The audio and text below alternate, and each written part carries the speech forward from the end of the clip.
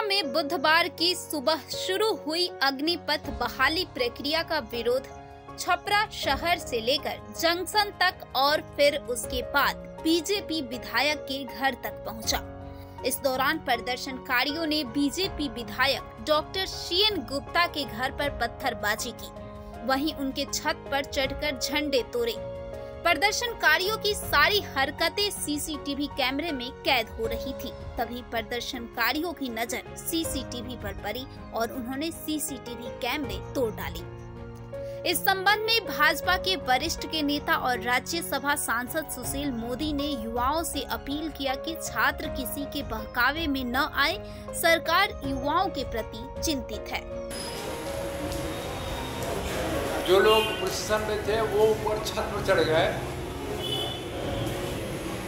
ये संयोग की बात है कि हमारा भीतर का दरवाजा बंद था, जिसकी वजह से कुछ अप्रिय घटना नहीं घटी है। हम समझते हैं कि ये प्रशासन के लिए एक चुनौती है। प्रशासन कहाँ था, कहाँ सोया हुआ था, इसकी जानकारी हमको नहीं है। जबकि हमको जानकारी मिल रही कि उस साथ प्रशासन के साथ पुलिस भी थी।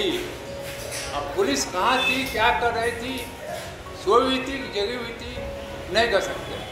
हमने एसपी साहब को कई बार फोन लगाया है, बहुत बार फोन लगाने के बाद उनसे हमारी बात होती है, उनको सारी बातें बताती है। डीएम साहब को फोन करके सारी बताती है। भगवान बाजार थाना ने फोन नहीं उठाया। टाउन पुलिस के अधिकारी थे, उनसे हमारी बात हुई है। यही वाकया है, बहुत दुखद बात है।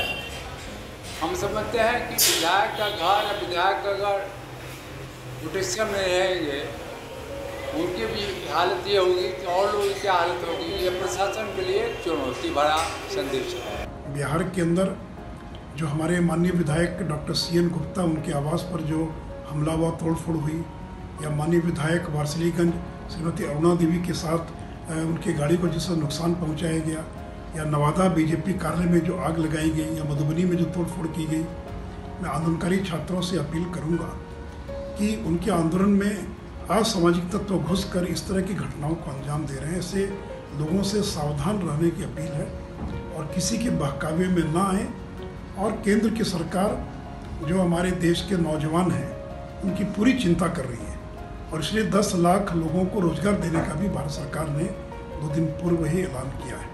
इसलिए सभी लोगों से अपील करूंगा कि शांति व्यवस्था बनाए रखें और कहीं भी कोई तोड़ फोड़ की घटना नहीं होनी चाहिए।